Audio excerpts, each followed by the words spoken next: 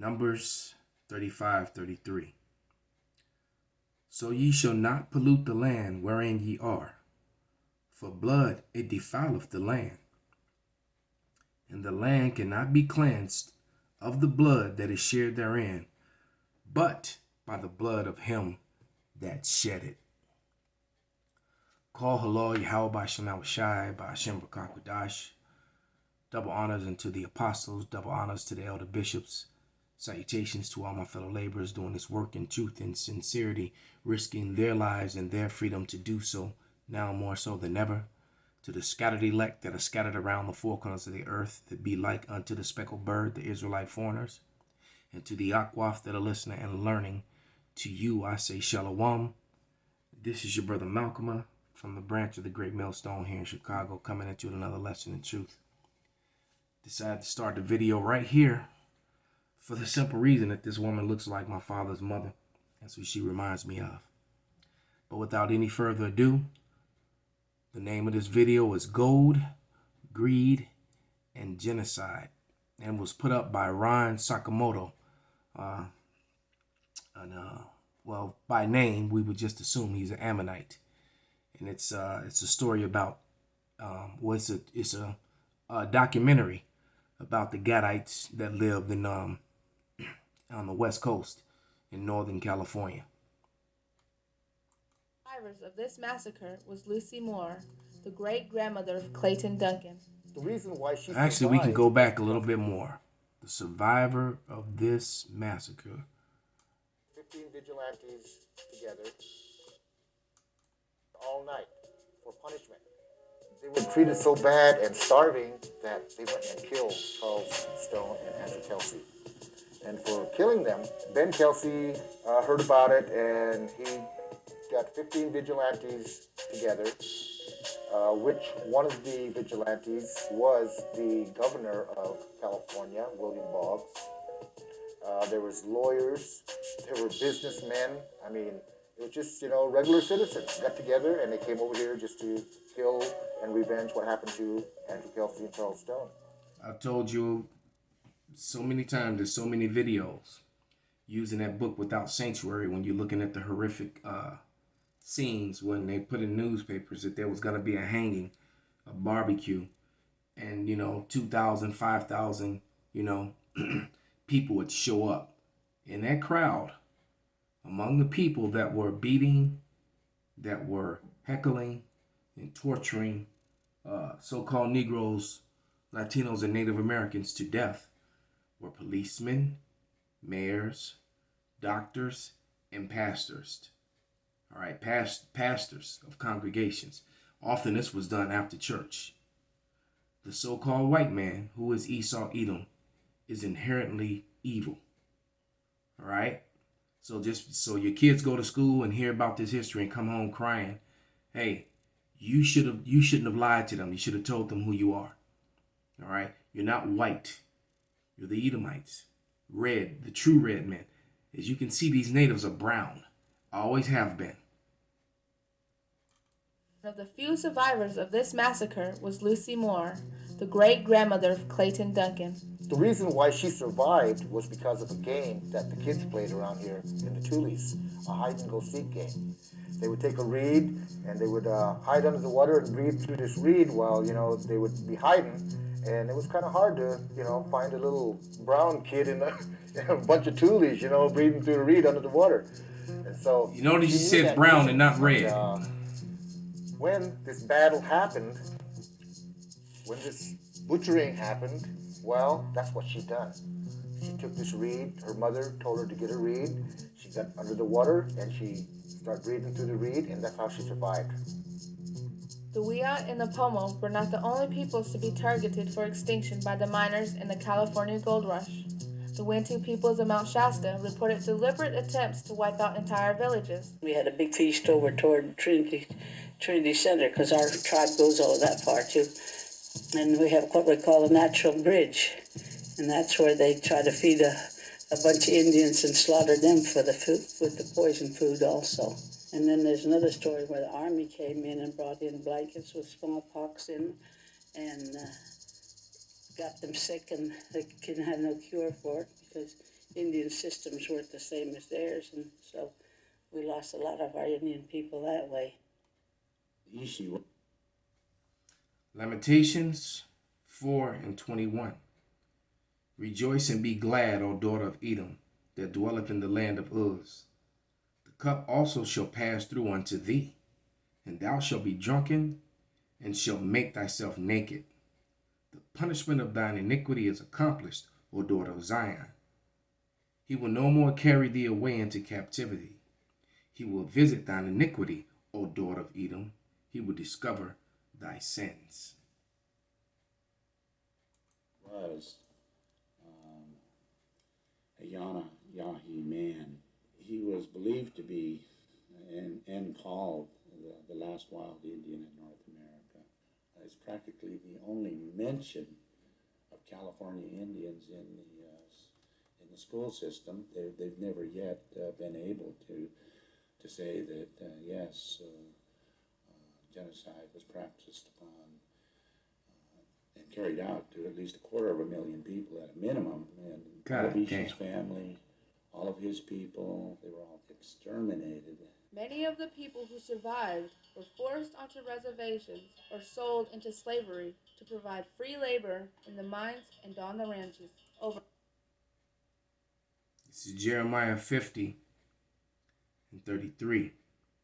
For those of you who want to say that the natives didn't go through anything, all right? That is the northern kingdom of Israel. This is Jeremiah 50:33, and it reads, Thus saith Yahweh of hosts, the children of Israel and the children of Judah were oppressed together, and all that took them captives held them fast. They refused to let them go. All right, they were stealing my people off the East Coast, and they were boarding them on ships, sending them up to New York, and then from New York, they were selling back across the seas to Seville, Spain. Seville, Spain became the reverse slave capital of the world. And who were they putting into slavery? So-called Hispanics and natives. All right, that what was happening. And then on occasion, a few Negroes were going there as well, right along with them. 4,000 children were bought and sold at markets at prices ranging from $60 for a boy to $200 for a girl. Enslaved women and girls were sold for higher prices because the miners and ranchers used them for forced sexual labor. Pieces of For 5 shit. years, people were kept in concentration camps. Miners would come and take girls and boys, rape them, sell them, and finally they were put on the Swiss Indian Reservation, the Grand Ronde Reservation in Oregon. And who did that? Women. So-called white men in authority.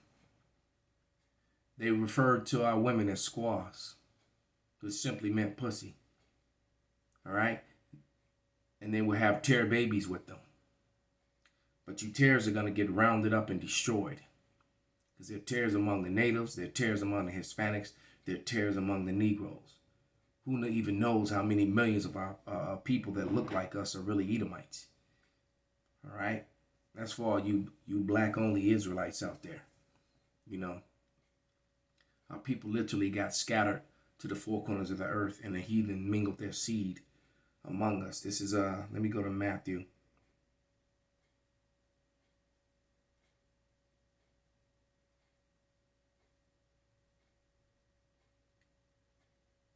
This is Matthew, I'm going to start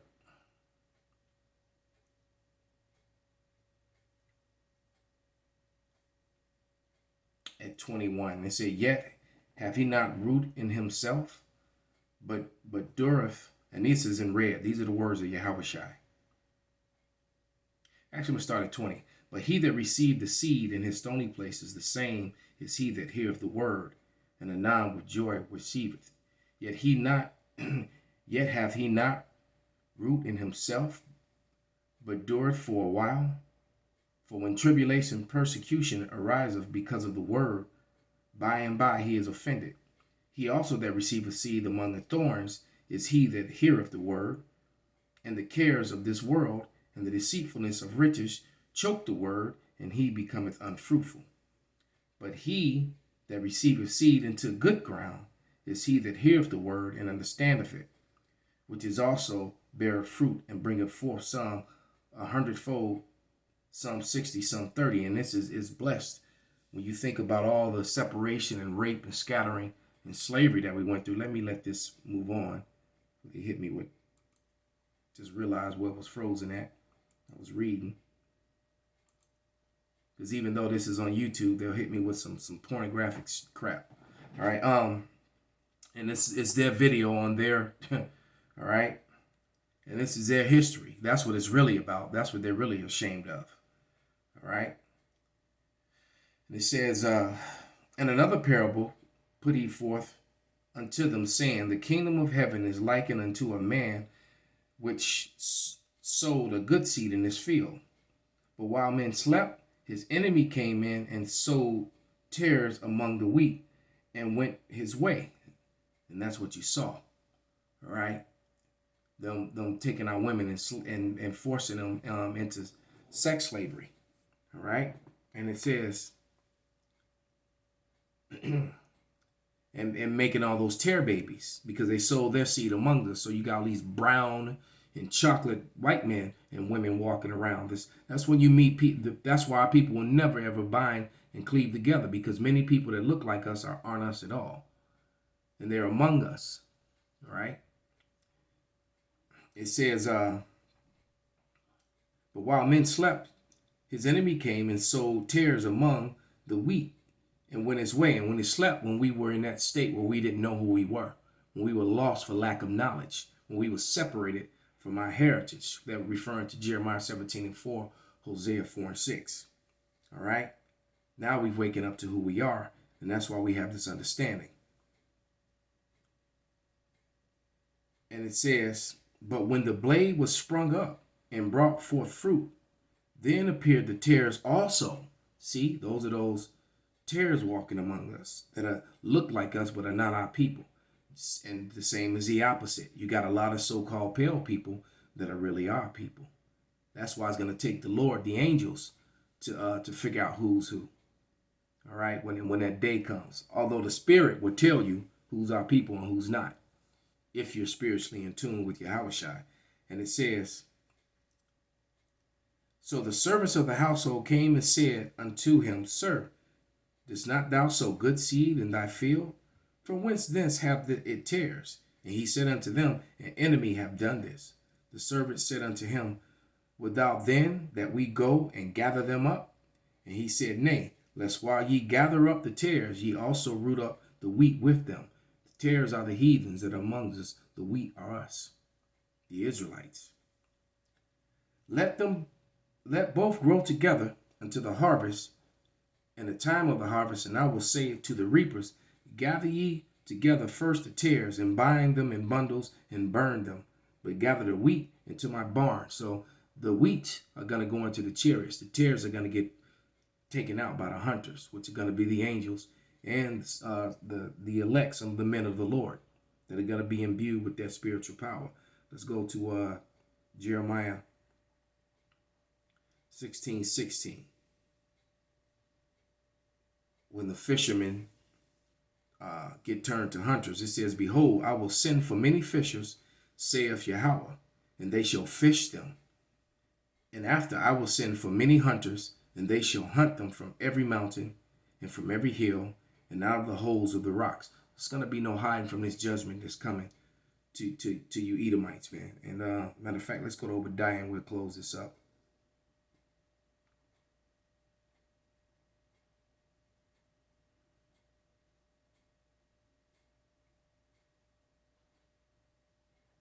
Because that time is coming, man. This is Obadiah 1. I'm going to start at verse 16. For as ye have drunk upon my holy mountain, and you drank from us, so shall the heathen drink continually. Yeah, they shall drink, and they shall swallow down, and they shall be as though they have not been. So all you heathen, your civilizations and your prestige is going to be made to nothing. All right? But upon the Mount of Zion shall be deliverance. And there shall be, and that's the race of the Israelites, right? The Negroes, Latinos, Native Americans, and those of us that are scattered among the heathen. But upon Mount Zion shall be deliverance, and there shall be a holiness, and the house of Jacob shall possess their possessions. Everything you got, all right? You collecting it up for us. So keep building up your storehouses and collecting your gold and keeping them in them bunkers and all that stuff, or different places around the world, because there ain't gonna be nothing left in America. The Lord's gonna wipe America off the map. It's just gonna be a desert here. It says, "For the house of Jacob shall be a fire, and the house of Joseph a flame, and the house of Esau for stubble." All right, so you're gonna be the fire. We're gonna be the fire. You're gonna be the stubble in the middle of it being burned, the ashes, the wood. All right, and it says, "And they shall kindle in them and devour them, and they shall not be any remaining of the house of Esau, for Yahweh have spoken it." So after 1,000 years of the most brutal slavery that the world has ever seen, you're gonna get rounded up and exterminated.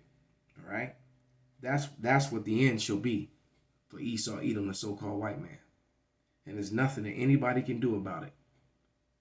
It's nothing personal. Well, I take that back. Actually, it is. You have to pay for what you've done. Galatians 6:7 tells you that. Colossians 3:25 tells you that. You're gonna reap what you sow. You're gonna pay for your misdeeds. So with that, I'm gonna give all praises, honor, and glory unto Yahweh, by Hashem Yahweh Shai, by Hashem Wakakadash, Wa Abba Babal, Kwam Yasserala Shalom.